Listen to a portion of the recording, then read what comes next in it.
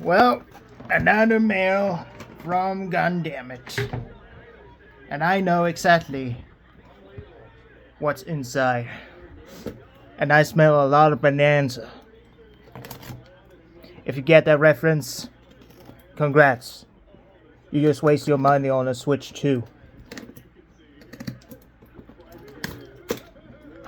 How did this come to this? The world has gone insane and expect very good quality, but then realizing that all they just gonna do is just make everything dystopia. Just you don't get to own anything.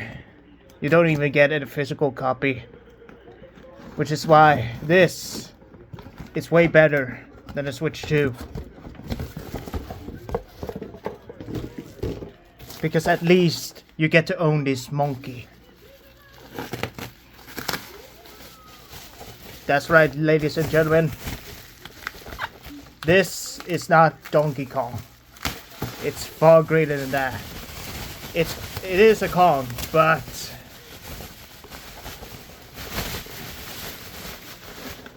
it's the Godzilla X Kong, the new Empire Kong from Hiya Toys.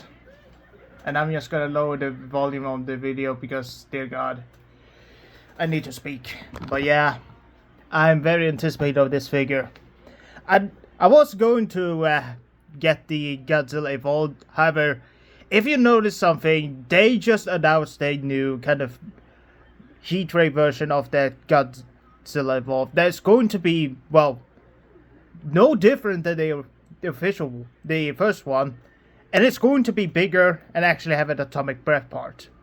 Like, just when days after they just announced, days after people got that figure, which is just the most dog shit thing they could have done. Hiya, I love you, but that was the scummiest thing you could have done. At least Bandai isn't that scummy. But anyway, again, back in the box. It's Kong and Kong. And inside we have MONKE. And I am very excited what I'm about to see. I'm very promised. Because at least you get an axe that isn't glowing that much. I mean, it has some radiation glow, but it's not too much of a eyesore. And it actually looks very, very well done. Okay, except for the softness, but you get what I mean. At least it isn't overbearing. But I do love that they actually gave this one a little bit of a orange glow. Because I remember in the film, that actually did happen in the film, that the axe actually had some kind of lava-ish glow on the bone. Which was fascinating. Anyway, you also get knuckle draggers. You know, the knuckle fist when it's all four. The punching fists. And then you get open hands and the frostbite hand, which is pretty good, but... And also the scars that he got from Skull King's whip. Which is a nice bonus, but... I mean, couldn't you give us two identical hands? You know, two regulars and one right hand that isn't battle damaged? I don't know, it seems a little bit questionable that they gave us that. Yeah, that's a very questionable decision from Hiya. Anyway, let's take a look at the face sculpts, because what's a Kong without a great head sculpt? And at least Hiya is trying with theirs. And yep, if I turn the lights on, yep, he is looking straight at you. Some very nice look to him. The growling face. And then you get the other mouth that is the roaring face. And let's see how that one match. First of all, let's take a look at the eyes. Fantastic. Straight at you. Although the they are a little bit too synced in, but it is still glowing. And as for the mouth, well, it's nicely sculpted, I'll say that.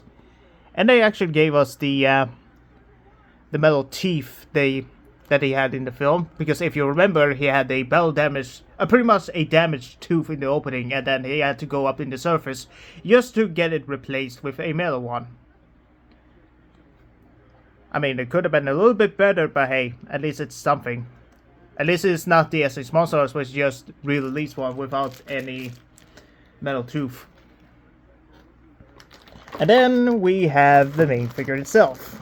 And let's just see about this very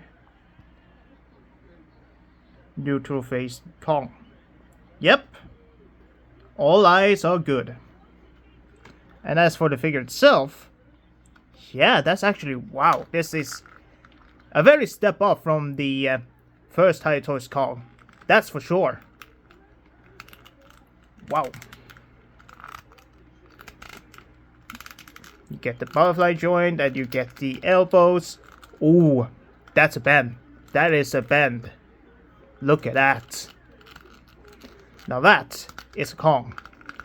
Ab crunch everywhere. Ooh, very smooth. A little bit wobbly on the downside, but hey. At least it's solid. Monkey cheek.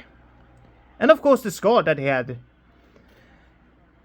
Which actually is on point where Godzilla pretty much shoot a atomic breath on his back. And this is the result. Very on point on this figure. To actually give us some scars. And even the scars on his chest is on point. They actually feels like scars that has been healed, well, recovered, but the mark is still there. Again, eat that bitch, Bandai. And then you get the legs, which are very solid. They actually do feel very organic. They are a bit stiff, but however, you can heat it up with a hairdryer and it will loosen up a little bit. But other than that, yeah, I will say that this is actually quite a extraordinary looking Kong. Wow, I did not expect it to be that good. I mean, if we compare this to... there's one thing I need to do, which is orient the feet, because where they are not orientated properly, they tend to be a bit wobbly. You see what I mean?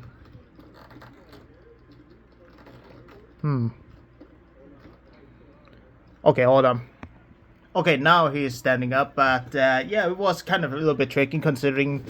I think the problem here is the legs here aren't as stable as they should be. It may be that you need to adjust it a little bit, but yeah, it isn't as stable as this Hiya Toys Godzilla 1991 Hokkaido suit version, which I don't know about you, but I remember this Godzilla is supposed to be 100 meters, and this feels a little bit out of scale. I don't know, this just feels uncanny.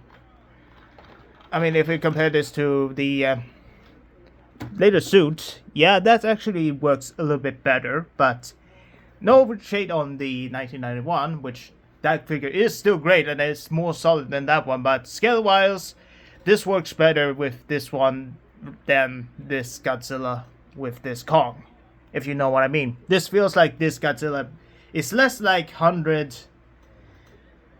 a regular 100 meter and more like 110, if you know what I mean. But yeah, I'm just ranting because we compared this to another Godzilla, which is of course the MonsterVerse Godzilla. This is the comparison. Oops. Now this is something of a comparison. This is actually really good. That is the scale I expect. You know, Godzilla and Kong from the same universe, scaling one or another. This actually feels a lot more actually on point.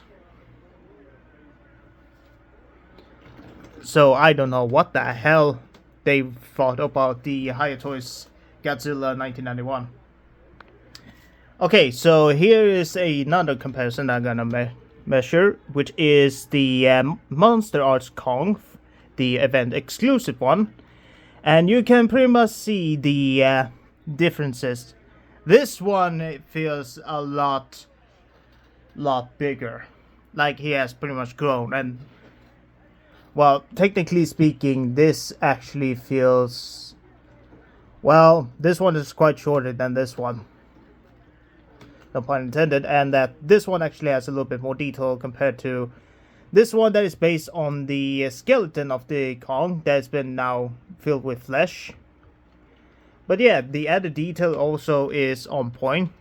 I mean, the SC's MonsterArts is still one of the best MonsterArts Kong ever. That actually has scars that has been implemented, and is a new kind of, new tooling and new scars compared to regular vanilla Kong, and a new head sculpt that feels more refreshing than what they do now.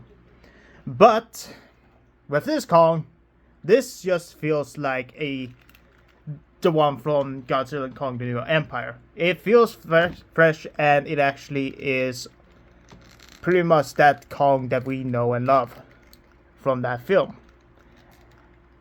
Anyway, just going to apply the axe, which is a bit tricky considering it's soft plastic, and while it is nice, actually, never mind. I think this has a little bit better grip than the MonsterArts, considering I had to have sticky tape for this one because that one is fucking flimsy as hell. But yeah, now you have a MonsterArts Kong with an axe that doesn't fall off, so yeah. I love you, MonsterArts Kong, but this one is probably the new winner. Oh no, yeah. I also had to compare this new Godzilla 1991, which, by the way, it also comes with the new replaceable head, considering this one feels a little bit more comical and more kiddie threatening, but with a little bit of personality, and looks adorable. I don't know, because of the pupil size, he looks cuddly. He just wants to give you a hug, despite having, well, messy teeth that, to be fair, actually looks beautiful. But when we replace it with the new head, which is, he looks a little bit more friendly, and you're like, oh my god, help. But the problem with this one is the pupils are a little bit too short, and there's too much black, so it kind of looks sunken in. But the positive is that they actually get a little bit more painted dorsal plates, which honestly could have been a little bit more painted here, but yeah. I mean, pick your poison. For me, this head isn't bad. Actually, I do really love the head, but the jaw doesn't open that much, and I do fear breaking. And I also realized when I got this, there's a hole there. So if you're ever going to get the Hokkaido Heat Ray version, yeah, you can actually add the accessory there for the atomic breath part, which is pretty damn stellar. I mean, to be fair, this Hazy Godzilla do spit off atomic breath with or without the dorsal spines glowing. But it is still stupid that you don't get a breath effect part, which kind of sucks. But yeah, there's that. So yeah, that's pretty much the unboxing for that one. Because I'm not going to, because I won't. This is literally my first impression of these two figures. So I'm going to need a little bit more time to think about it and planning review, because I'm not going to spend way too much, and considering the time we are living in right now, it's insane. But all I'm saying is, if you really love a Kong, well, this is a good pick. Of course, I got this from Gundamit, which it is sold out, but link in the description for others Godzilla stuff that is available there. So yeah, have a great day.